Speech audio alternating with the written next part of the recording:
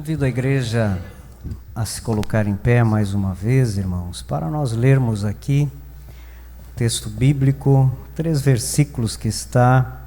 O primeiro está em João, capítulo 4, e o verso 24.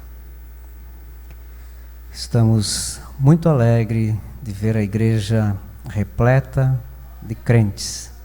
Isso é muito bom. Que Deus continue a abençoar os nossos irmãos, nossos obreiros, em nome de Jesus. João 4:24 está escrito assim: Deus é Espírito e é necessário que os seus adoradores o adorem em espírito e em verdade. Lucas capítulo 11, o verso 28, a parte B.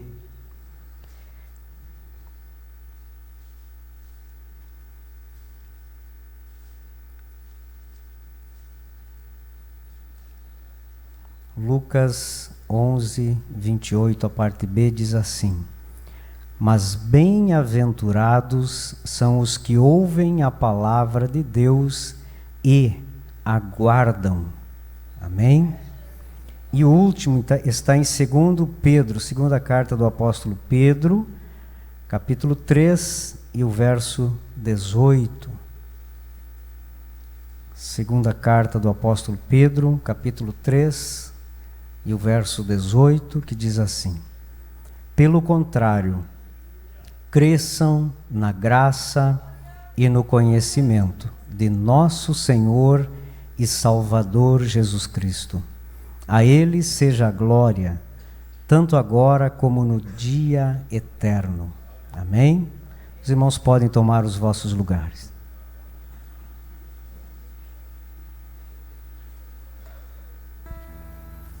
Queridos, há exatos 506 anos, Lutero dava início à reforma protestante. Mudou muitas coisas de lá para cá.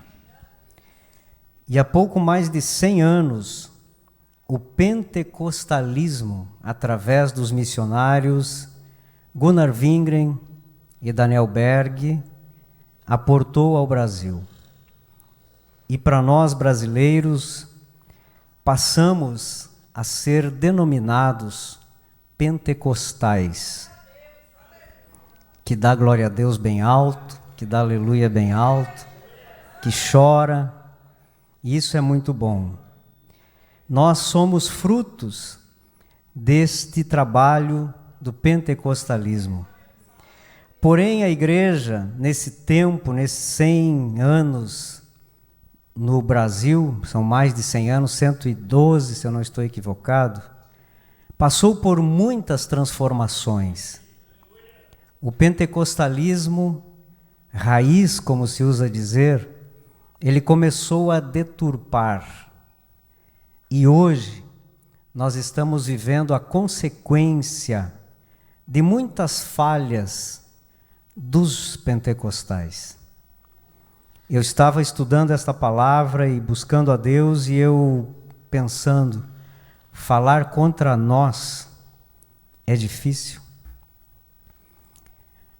Ler a palavra de Deus e encontrar os nossos erros é difícil. Mas ao lermos a Bíblia, nós encontramos aquilo que nos confronta. Então eu pedi a Deus sabedoria, para que eu possa expor o assunto sem machucar ninguém, mas que isso venha nos confrontar, nos alertar, para que a nossa salvação não seja perdida.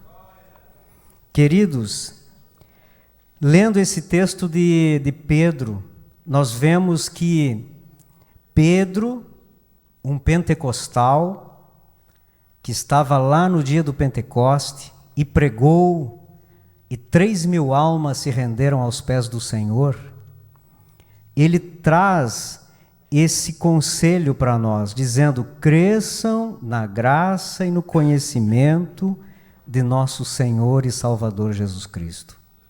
Graça e conhecimento. Se nós formos conceituar, nós vamos ver que O que chamamos de graça é, na realidade, aquilo que nos alcançou. A cruz, a vinda de Jesus à terra, a salvação que nós não merecíamos, mas nos alcançou. Mas o que nós conhecemos por graça, o que se entende por graça, muitas vezes é a eloquência, é a ação do Espírito Santo, línguas, choro, dons.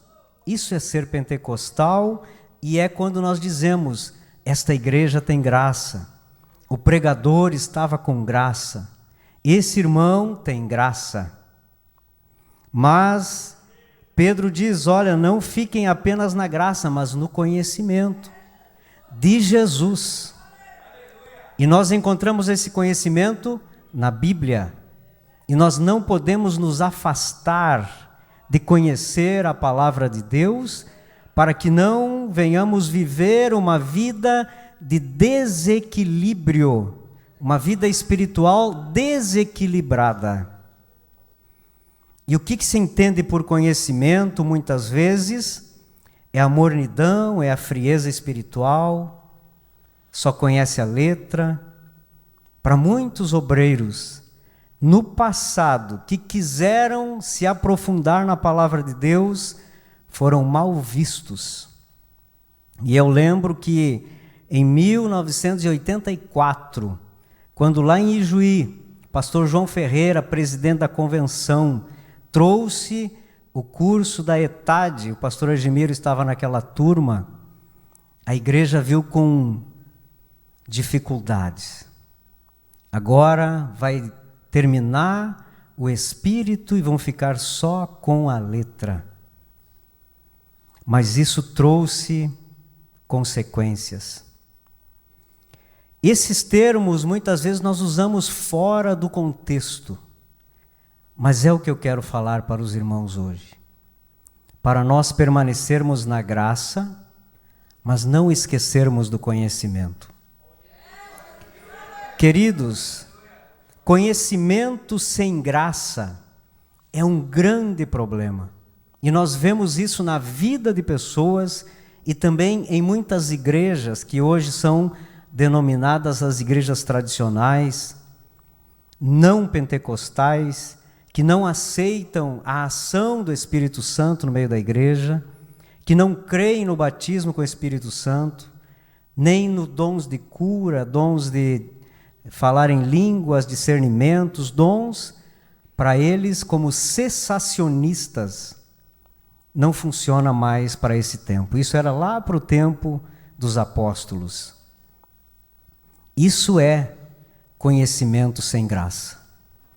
E se nós passarmos nas portas destas igrejas, nós vamos ver que lá tem palavra, tem pastores sábios na palavra de Deus. Mas sabe aquilo que queima os nossos corações quando nós ouvimos uma palavra aqui, no meio dos pentecostais? Quando você sente algo diferente, lá não tem. E as igrejas estão se esfriando. Se as famílias não trouxerem os filhos, ninguém se converte. E as famílias estão envelhecendo, estão morrendo, e as igrejas estão esvaziando gradativamente. Enquanto isso, os barulhentos estão discipulando, estão evangelizando nos bairros, estão indo atrás das almas. Mas o que faltou para nós? Nós não queremos entrar no foco destas outras denominações. Vamos falar o que é o problema quando se tem graça, mas não há o conhecimento. As consequências são visíveis. A igreja de Uruguaiana, com 85 anos, os irmãos mais idosos daquele tempo passado, já sabem reconhecer os pontos que esta igreja fracassou. Muitas histórias de homens servos de Deus que submergiram, caíram, às vezes cheio de Deus, cheio da graça, mas não tiveram base espiritual, bíblica, para vencer os ataques do inimigo. Pentecostais que se dedicaram à busca de Deus também sofrem consequências, porque o diabo tem nós, pentecostais, como um alvo fixo. Parece que tudo que o diabo organiza nos infernos é contra nós, a igreja do Senhor, que marcha triunfante como um exército, que tem o Espírito Santo. E o diabo traçou planos a longo prazo, eu creio, para os não pentecostais, e está atingindo o objetivo. Mas também traçou planos contra esta igreja viva. E também está alcançando muitos objetivos. Isto se vê na vida espiritual cristã de muitos crentes atuais. Irmãos, o resultado da falta do conhecimento bíblico, os pentecostais causaram maiores escândalos nos últimos tempos. Quantos pastores que envergonharam a igreja do Senhor? Quantos obreiros? Nesta gestão da nossa convenção, está sendo quase normal pastores pedindo o seu desligamento. E vai ver o porquê. Porque foram pegos em atos que não condiz com a posição. E para não passar pelo conselho de ética e ser confrontado com o pecado, uma carta, um ofício para a convenção, eu me retiro. Mas são pentecostais. Falavam em línguas. E na igreja a gente vê a mesma coisa. Porque nós somos, a igreja é o retrato daquilo que nós temos de lideranças. E eu peço misericórdia todos os dias a Deus, para não envergonhar o nome de Deus e da igreja do Senhor. Eu aprendi com meu pai. Queridos irmãos, provando que o movimento do Espírito, mesmo que seja autêntico, ele não firma o crente na rocha que é Cristo. Porque quando nós choramos, quando nós falamos língua, é o Espírito Santo de Deus. Mas se nós não tivermos firmeza, não resolve na nossa vida. Não adianta ter graça e não ter o conhecimento. E eu estava lembrando de algumas coisas que a gente ouve por aí. Alguém um dia, eu não lembro aonde que eu ouvi, que chegou num presídio, vários filhos de crentes da Assembleia de Deus, presos, batizados com o Espírito Santo, batizados nas águas, mas estão lá, porque não tiveram ensinamento. Quando veio a tentação, não souberam lidar com a tentação, nem com a provação, e simplesmente se desviaram. É provável que em muitas casas dos nossos irmãos tem filhos que já tiveram grandes experiências com Deus, mas que estão afastados dos caminhos do Senhor. A cada 10 alunos crentes nas faculdades de hoje, 7 saem da faculdade desviados, 70%. Esta é a realidade de nós, da nossa igreja, da nossa família, da nossa vida. Eu tenho uma prima que desviada, mas é batizada com o Espírito Santo. Certa ocasião, o pastor Argimiro, na casa da mãe dela, nós fomos orar, ela falou em línguas, desviada. Sentiu, porque o Espírito está à disposição da igreja. Mas e daí? O que adianta nós falarmos línguas, glorificarmos a Deus com toda a potência do nosso pulmão, mas não tivermos firmeza para vencer o mundo que nos ataca todos os dias? Queridos, o que temos hoje como pentecostais, nós continuamos desfrutando desse movimento pentecostal. E temos orgulho de dizer que somos pentecostais. Isso é muito bom, porque quando nós vemos para o culto, nós queremos receber algo de Deus. Nós queremos encher o nosso coração. Nós queremos sair deste lugar abençoados por Deus. E graças a Deus que assim acontece. Domingo, o evangelista Renato trouxe uma maravilhosa palavra aqui. Nós víamos as lágrimas nos olhos dos crentes, o povo glorificando a Deus. Isso é muito bom. E nós podemos, de certa forma, nos orgulhar de o Espírito Santo estar no meio da igreja. Porque isso é resultado de um trabalho de vida cristã autêntica. Mas não podemos parar por aqui. Porque nós temos tudo isso, mas muitas vezes nos falta o bom testemunho lá fora. Não adianta nós glorificarmos a Deus aqui e não termos um caráter cristão lá na empresa. E muitas vezes os tradicionais, os que não falam línguas, eles têm uma postura, um testemunho muito melhor do que o nosso. Porque eles vêm aprendendo, eles se dedicam às melhores escolas, às melhores faculdades teológicas, são deles. As Assembleias de Deus, os pentecostais não se preocuparam em ensinar a palavra de Deus, a ponto de esse curso da ETAD, quando veio para o Brasil, o seu diretor, ele não foi aceito.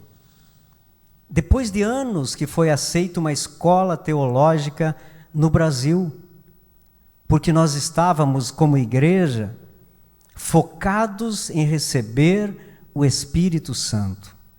E deixamos um lado, uma asa, sem funcionar. E eu ouvi a certa ocasião o pastor Gesiel Gomes falar, ele disse, olha, pregadores, é como uma ave, tem duas asas. Uma é a graça, a outra é o conhecimento. Se não tiver as duas, desequilibra, não vai funcionar. Então, igreja, nós precisamos sair da igreja com aquilo que aprendemos, com aquilo que ouvimos e continuar lá fora dando testemunho de crente, de cristão. Muitos permanecem vazios. A palavra de Deus não fica no coração. Ele até recebe algo, mas não consegue assimilar, não consegue transformar em prática cristã. E se vai. Muitas vezes fica só no intelecto. O coração não recebe a palavra de Deus. Não há mensagem para ele continuar. E é uma realidade dos pentecostais no Brasil, tudo isso que eu estou falando. E eu imaginava Deus tratando com a igreja, e os irmãos sabem que isto já começou. Deus está tratando conosco, principalmente nós pentecostais, que deveríamos agir de outra forma em muitas coisas que estamos falhando. Mas Deus ainda está dando oportunidade. Eu estava lendo Jeremias, quando Deus diz para Jeremias: olha, nem ore por eles, porque eu não vou ouvir. Eles chegaram ao limite da bondade de Deus. Nós ainda não estamos lá.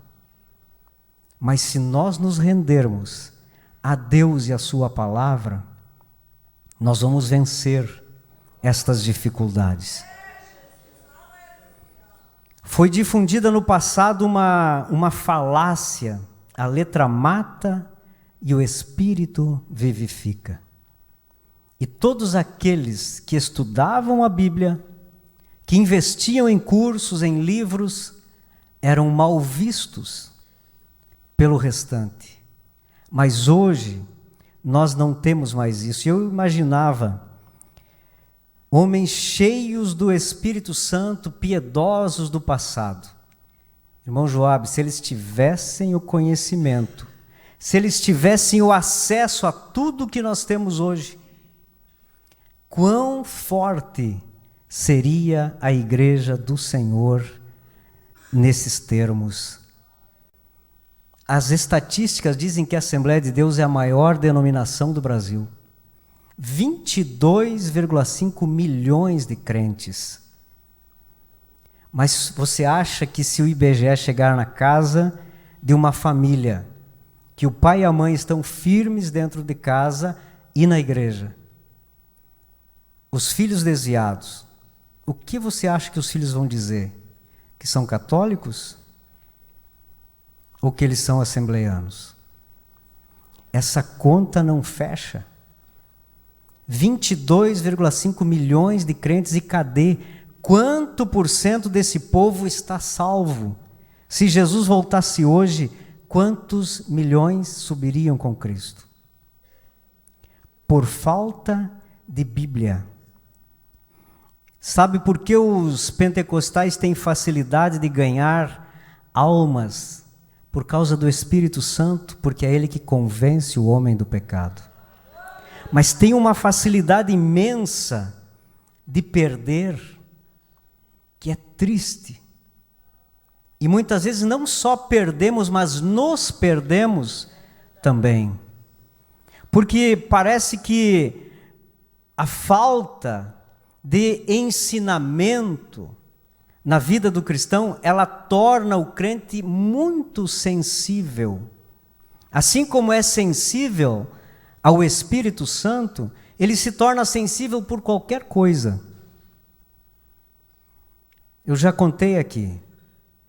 A irmã foi cantar com o coral e ela não fez assim com o caderno para a irmã do lado cantar.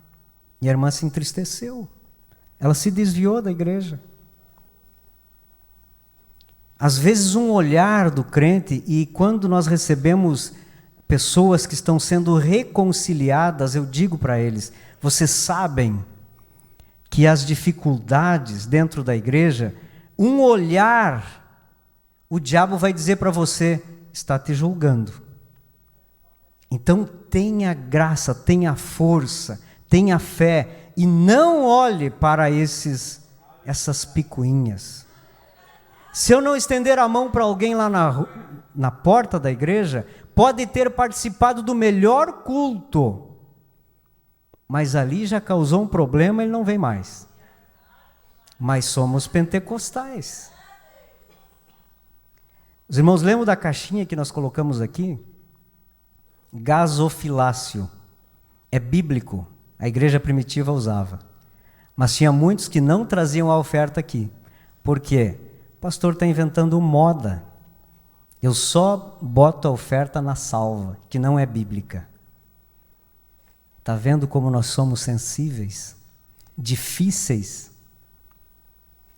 Que dizemos que temos o Espírito Santo, mas o Espírito Santo não consegue mudar a nossa mente, o nosso coração. E nós achamos problema em tudo que pudermos, para termos uma desculpa para domingo não vir na igreja.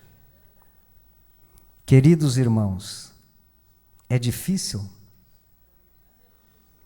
Eu coloquei no grupo dos obreiros ontem, na igreja católica, estavam uma mulher e um homem, ensinando os católicos que cantam naquele altar.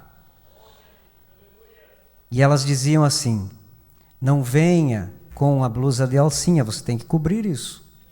A tua saia não pode ser justa. Os homens não venham de bermuda e a calça não pode ser justa. E tantas outras coisas. E eu escrevi ali: os católicos estão ensinando os crentes a se vestirem. E se nós falarmos diretamente para alguns, também vão achar difícil. E talvez não voltem a cantar mais. Mas eu repito, somos pentecostais. E isso entristece, irmãos. Quanta dificuldade, quanta desculpa nós ouvimos dia após dia na secretaria da igreja.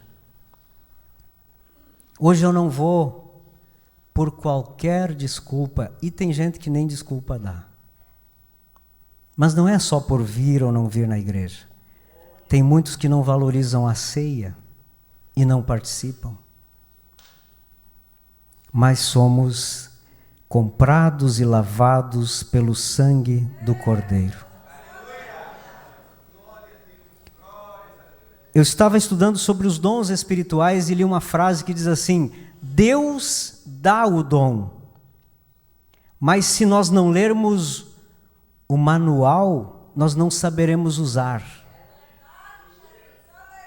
Quantos irmãos com dom de cura, dom de discernimento, dom de línguas e tantos outros dons do Espírito Santo, mas não conseguem usar. E quando usam, muitas vezes extrapolam. Não usam para o reino, usam para se promover em muitos casos. Por isso que não adianta nós termos graça, termos o Espírito, sem ter conhecimento da palavra de Deus. Não resolve a nossa vida. E corremos um grande risco de não subirmos no dia do arrebatamento. Porque mesmo falando línguas, mesmo sendo cheios do Espírito, o coração amargurado, com dificuldade de perdoar, não senta do lado do irmão, da irmã, por causa de algo que aconteceu há tantos anos atrás. Queridos, esta é a realidade que nós vivemos. E se nós não tivermos estabilidade, qualquer vento derruba. Uma ave que está com uma asa machucada, ela nem sai do ninho, ela não voa. E se voar, vai pegar um vento e o vento vai derrubar ela. Então, o que eu digo para os irmãos? Nós não podemos apagar o fogo do Pentecoste. Mas nós precisamos estudar, ouvir e guardar a palavra de Deus, porque isto é fundamental para a nossa vida cristã. Demoramos muito no Brasil para aceitar até o discipulado.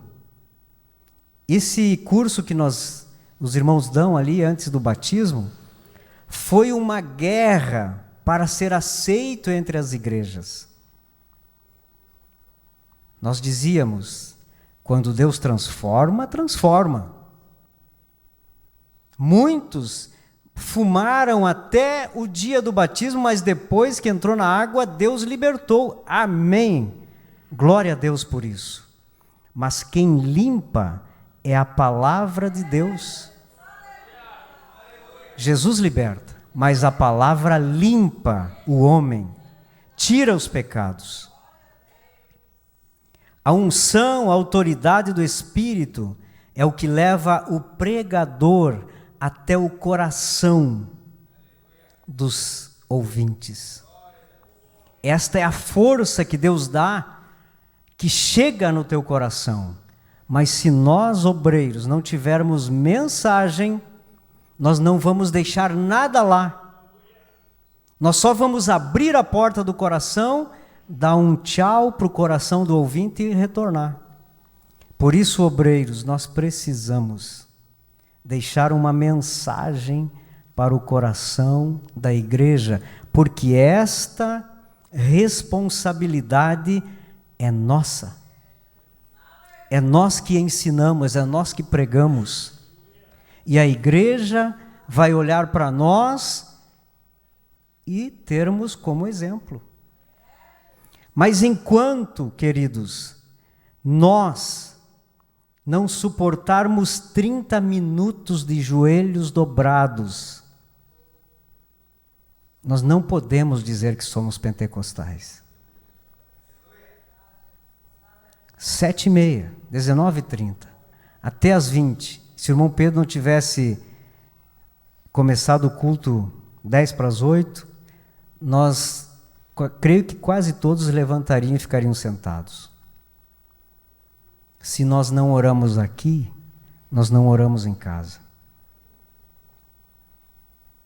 Mas o pentecostal, ele ora de madrugada, de manhã, meio-dia, não importa o horário. E quando se convida para a oração, ele está aqui, de joelhos dobrados. Mas eu quero fazer a obra, eu sei fazer isso, eu sei fazer aquilo, mas não fecha o olho para orar. Nós somos a igreja do Senhor, nós precisamos aprender a ser crentes novamente. E esta responsabilidade, repito, está nos nossos ombros. Se nós não formos exemplo, se nós não amarmos a palavra de Deus, a igreja também não vai amar. Queridos, nós somos responsáveis para marcar esta geração com palavra vindo dos céus. Nós precisamos de resultados. Se nós não vermos resultado na igreja, nós estamos falhando.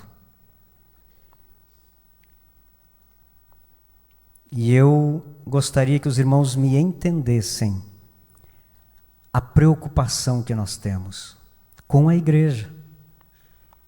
A preocupação de muitos valorizarem mais o emocionalismo, o movimento, e não valorizarem a palavra. Se torna mecânico chorar, sem conhecimento de quem é o Deus que nós servimos. Uma ocasião eu estava aqui, final de um culto, e mais ou menos ali, um irmão, a igreja estava em um culto bem pentecostal, e ele olhou para os lados e começou a pular. Sinceramente, me deu vontade de sorrir, porque não sentiu nada, ele apenas estava pulando, porque ele viu outros pularem. Na outra semana ele estava desviado. Isso não segura crentes na igreja. O que segura é a palavra de Deus, é o entendimento, é o conhecimento da palavra de Deus. Por isso que nós precisamos falar para a igreja que vida espiritual não se mede pela quantidade de glória a Deus que nós damos. Vida espiritual se mede lá em casa. Em São Paulo, o pastor estava dizendo, para ser consagrado tem que trazer a carta da esposa. E aí nós brincamos lá no grupo, né? Será que a esposa assinaria para nós sermos obreiros de novo?